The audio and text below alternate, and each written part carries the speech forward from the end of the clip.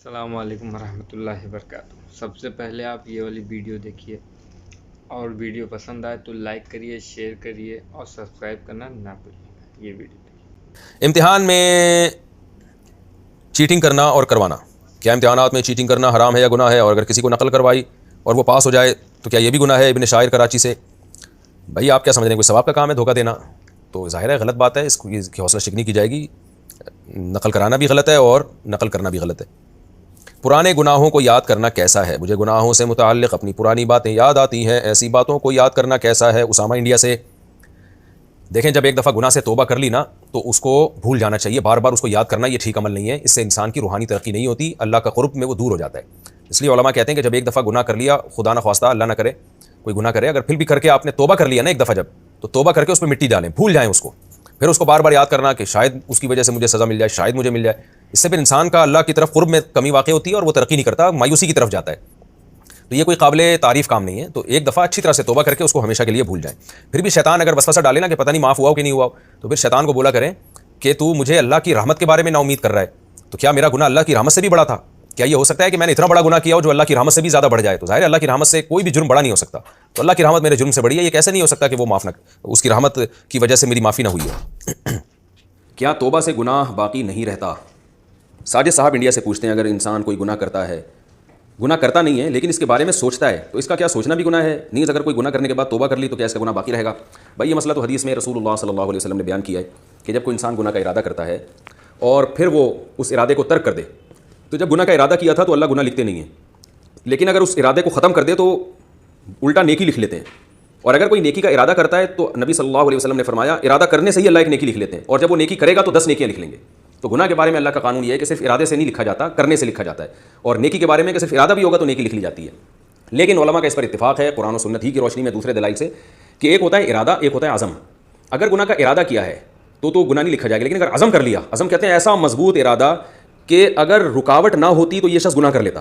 جیسے ایک آدمی نے زنا کا پکا ارادہ کر لیا کہ میں اب زنا کر کے چھوڑوں گا، لیکن اب کیا ہوا کہ ارادہ تو اس نے یعنی عزم کر لیا مضبوط، لیکن ہوا یہ کہ اس کو کوئی انتظام ہی نہیں ہو سکا، اس کی جیب میں پیسے نہیں ہیں زنا کرنے کے لیے، یا کوئی عورت فاحشہ عورت راضی نہیں ہوئی، اس وجہ سے وہ نہیں کر سکا۔ تو یہ ارادہ نہیں ہے بلکہ یہ عزم ہے، کیونکہ یہ تو پورا فیصلہ کر چکا تھا، رکاوٹ ایسی آ گئی جس کی وجہ سے یہ گناہ نہیں کر سکا، تو ایسے عزم پہ بھی گناہ لکھا جاتا ہے، کیونکہ رسول اللہ صلی اللہ علیہ وسلم نے فرمایا فہما فی الوزر سواء، گناہ کا عزم کرنے والا اور گناہ کرنے والا برابر ہے۔ جیسے کہ حدیث میں آتا ہے کہ ایک آدمی کے پاس پیسہ ہے، وہ عیاشی میں پیسہ اڑاتا ہے، اس کو بھی گناہ مل رہا ہے، لیکن ایک آدمی کے پاس پیسہ نہیں ہے لیکن وہ حسرت کرتا ہے کاش میرے پاس بھی پیسہ ہوتا تو میں بھی فلاں آدمی کی طرح عیاشی کرتا، تو آپ صلی اللہ علیہ وسلم نے فرمایا فہما فی الوزر سواء، یہ بھی گناہ گار ہے، یہ بھی جہنم میں جائے گا اسی کے ساتھ، کیونکہ اس کا پکا ارادہ تھا، عزم تھا، وہ تو پیسہ ہی نہیں ملا بیچارہ، اس وجہ سے کچھ کر نہیں سکا۔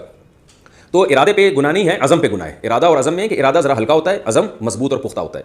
تو اس لیے اگر گناہ کے صرف وسوسے آ رہے ہیں یا دل چاہ رہا ہے گناہ کرنے کا، اس پہ بھی کوئی گناہ نہیں ہے، اور ارادہ کیا ہلکا سا ارادہ ہو رہا ہے میں کروں گا گناہ، تو یہ بری چیز ہے، ناپسندیدہ ہے، مگر صرف اتنی سوچ پہ گناہ نہیں ہے۔ لیکن آگے جب فیصلہ کر لیا کہ اب تو گناہ کرنا ہی کرنا ہے، تو پھر جو ہے وہ ابھی گناہ کرنے سے پہلے ہی گناہ لکھ لیا جاتا ہے، اور جب گناہ کرے گا تو اور زیادہ گناہ لکھا جائے گا۔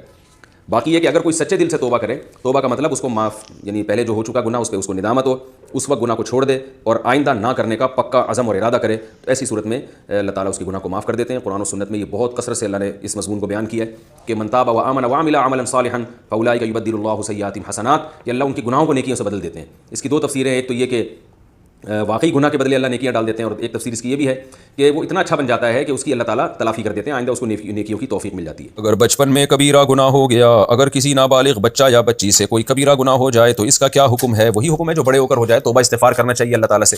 باقی اگر حقوق العباد سے متعلق کوئی گناہ ہوا ہے، کسی کے خدا نخواستہ پیسے ویسے چرائے ہیں، تو پھر وہ بالغ ہونے کے بعد ادا کرنا ضروری ہے۔ دوستوں میں گناہ کو فخریہ بیان کرنا، کیا کسی ایسے گناہ کا اقرار کرنا جو اس نے نہ کیا ہو؟ مثلا کوئی شخص دوستوں میں بیٹھا ہو اور شوخی میں بول دے کہ ہاں بھائی میں نے تو زنا کیا ہے، شراب پی ہے، تو کیا اس شخص کو گناہ ملتا ہے، یا صرف جھوٹ کا گناہ ملتا ہے، یا کوئی اور بھی گناہ ملتا ہے؟ اگر ایسا کر لیا تو کفارے کی کیا صورت ہوگی؟ حمزہ عارف لاہور سے۔ اگر گناہ کیا بھی ہونا تو بھی لوگوں میں بتانا اور بڑا گناہ ہے۔ رسول اللہ صلی اللہ علیہ وسلم نے فرمایا ایک شخص گناہ کرتا ہے، اس پہ پردہ ڈال دیتا ہے اللہ تعالیٰ، لیکن وہ اس کو کیا کرتا ہے، لوگوں کے سامنے ظاہر کر دیتا ہے، تو پھر اللہ اس کے گناہ معاف نہیں کرتا۔ صحیح بخاری کی حدیث ہے کل امتی معافن الا المجاہرین، جہار کرنے والے، کہ میری امت قابل معافی ہے، لیکن وہ لوگ جو کھلے عام گناہ کرتے ہیں یا گناہ کر کے لوگوں کو بتا دیتے ہیں۔ تو اگر اللہ نہ کرے کسی نے شراب پی ہو، زنا کیا بھی ہو، تو تنہائی میں بیٹھ کے گڑ گڑا کے اللہ سے توبہ کرنی چاہیے اور اس گناہ کو کسی کے سامنے ظاہر نہ کریں۔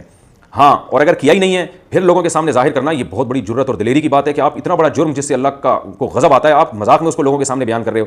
تو بھائی اس سے بہت خطرہ ہوگا, ایمان کی توفیق سلب ہو سکتی ہے, اور ایسا نہ ہو کہ اللہ شیطان کو آپ پر چھوڑ دے اور شیطان آپ سے یہ گناہ کروائی لے. تو یہ گناہ ہے, جھوٹ کا گناہ بھی ہوگا اور گناہ کے اظہار کا گناہ بھی ہوگا, اس لیے اس جرم سے بھی توبہ ضروری ہے. اگرچہ آپ نے زنا نہیں کیا پھر بھی آپ کسی کے سامنے ایسا کہہ نہیں سکتے کہ میں نے زنا کیا. صرف جھوٹ کا گناہ نہیں ہوگا بلکہ گناہ کو ہلکا سمجھنے کا بھی گناہ ہوگا کہ آپ نے اتنے بڑے جرم کا ایسے کیسے اقرار کر لیا.